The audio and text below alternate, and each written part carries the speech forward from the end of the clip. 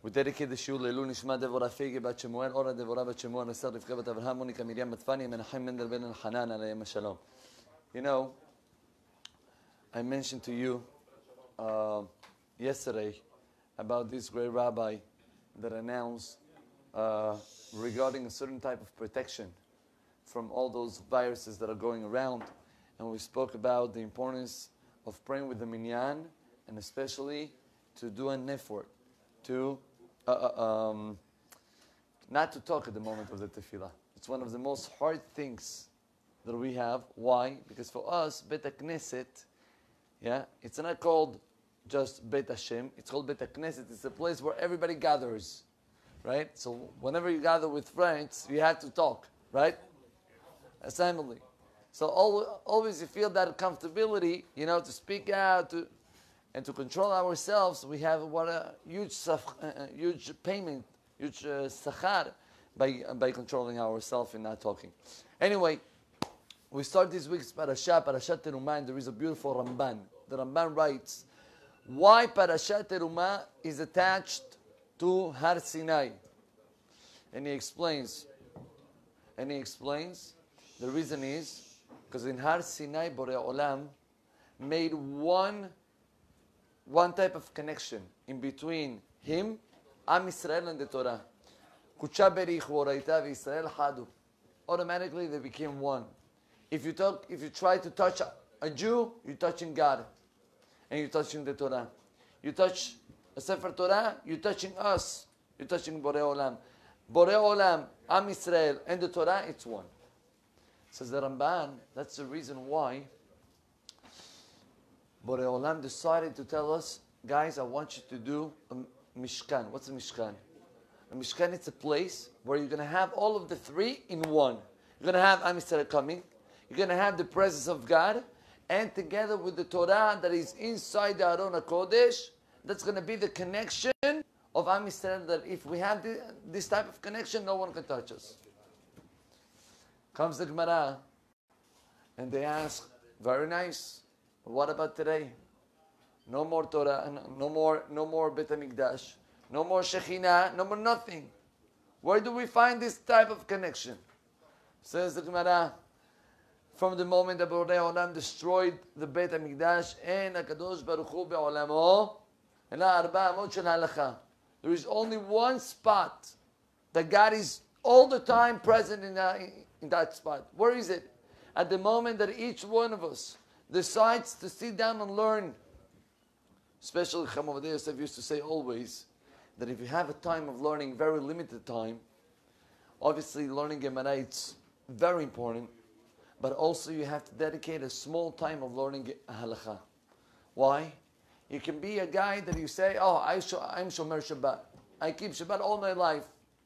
And every Shabbat you don't even realize how many times we're not keeping Shabbat, how many things we're doing without even knowing that it's a problem. You want some examples? I'm going to give you some examples. Shabbat, we have Lametet Melachot, 39 actions that we're not allowed to do. 39 Melachot. We have Avot and Toradot, and there is the Rabbanan. One of the examples is something that happened to all of us when we come and eat. There is one of the Melachot, it's called Borer, to separate. Separate. We're not allowed to separate things that are not good from the things that are good. What if I have two things that it's food? I like both, but right now I want to eat only one of the things. I'm allowed to remove the other thing to the side of the plate or not? The Halakha writes, removing even food that you like, but right now you don't want it. It's called psolet. It's called something that it's not good. And if you're going to remove that, it's going to be borer. Good. Until now, I believe that those are things that we have heard.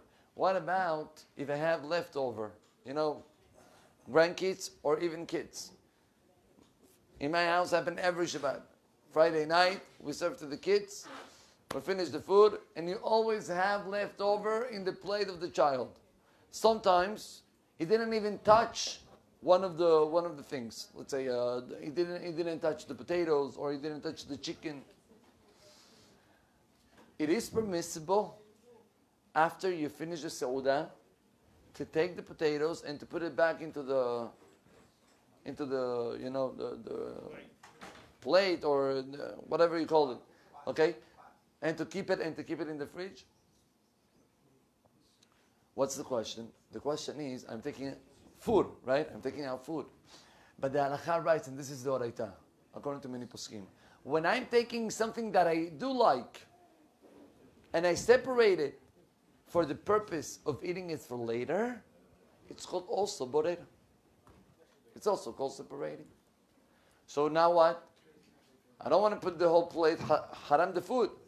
The halakha writes, if those are pieces that are not really mixed up, you're allowed to put it back into the main plate. But if not, if it's mixed up, it's going to be asur because you are doing borer for tomorrow. Interesting. You have so many halachot on Shabbat that if we don't learn, we're never going to know about it. That's why it says the Gemara, if you want to know where is God, be'arba amot shel halacha. At the moment that you sit down and learn Torah, here is the presence of HaKadosh Baruch Hu. I want to tell you, I had my Rosh Yeshiva, I learned in the Mir in Brooklyn. My Rosh Yeshiva was Rabbi Shmuel Birenborn. You know? Alav Shalom. It was a Gadol Ador Mamash. And I personally experienced miracles with him. I saw it with my own eyes. However, I just heard a beautiful story. He had a student in Mexico City. I don't know all the details of the story. Seems that the rabbi traveled to Mexico for a wedding or something, and he met with his student. The student was already a businessman. Was making deals and, working. So he sees his student and he tells him, I see you, your face, it's not, you look worried. What's going on? And he tells the rabbi, I have a problem with the IRS, it's called, yeah? Taxes and all these type of things. And thanks God, he's in Mexico, you're saying? No, thank God you don't know what it's for. Okay. And the guy says, I got into a balagan, and I'm scared because they can catch me, and bar minan, this is terrible. Those are years of jail. I don't know what to do. And Rabotai, the rabbi, and if you were telling me that about somebody else that I don't know, no, I'm not sure to believe. And this is somebody that I live with him. Shmuel Berenboim, I saw him every single day. The rabbi told his student, okay, when they come, they usually come to your office or whatever, they check you out. Are they sitting? Say, yes, they sit. They take this chair, that chair that I see over here, they sit over here. Okay. Says the rabbi, you're going to come with me? We're going to sit down and we're going to learn together. And they started to bring Chidushim. Few minutes of learning Torah in the seats. And the rabbi left. After a few days, the guys from the IRS came, and they were checking the files, and they were sitting in those chairs. They said, everything is fine, okay? Here you got the stamp, whatever it is. You're good to go. He went back to his rabbi, and he told him, Rabbi, I'm 100% sure that the guys were blind. It's impossible. It's impossible. Seeing when they saw all the files, it's impossible that they let me go. But you know what I learned? What is the power of one Hidush of Torah? How much when a person learns Torah for real, and I want to tell you something, my personal experience with the rabbi. Shmuel Berenboim was a man, even at the age of, I don't know how old he was, but he was, in a high age. He was coming every day to yeshiva, like he was a boy of 18, 19 years old. Sitting down in front of the stender, learning all the sedarim of yeshiva like nothing. It was a fire, it was a lion. So one day, there was one of the wars in Israel with Gaza. I remember that like yesterday. And I had a good friend of mine that he wanted to go after that year to learn in Israel in one of the yeshivot.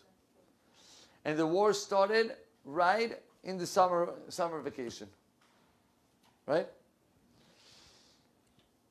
The parents of the boy hear is that there are so many missiles and, the whole problem. There was no Iron Dome back then yet.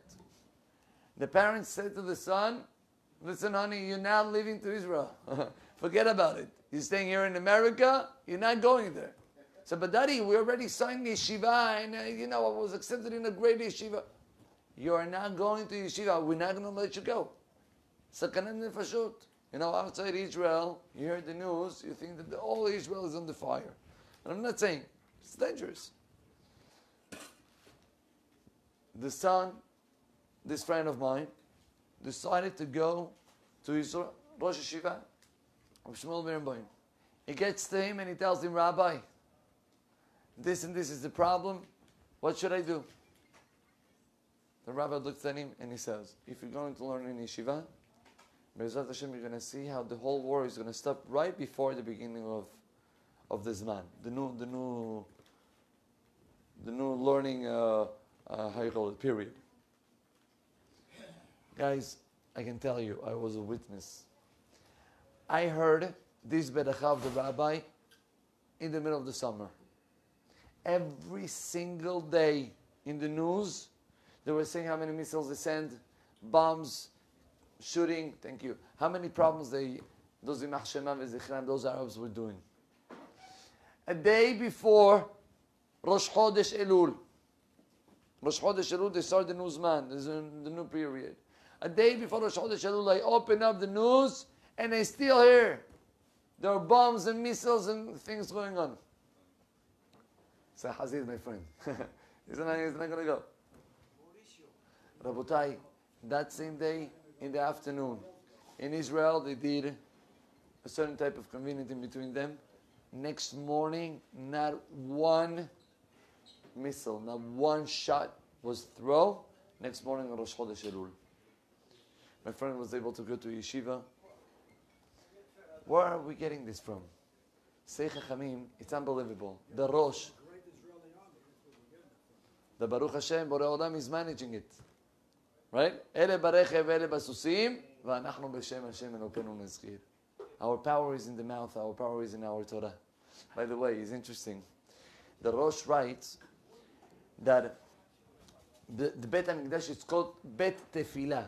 Like we say in the Pasuk, Ki beti Bet Tefillah yikareh lechol ha'amim. All the goyim were going to Bet HaMikdash to pray.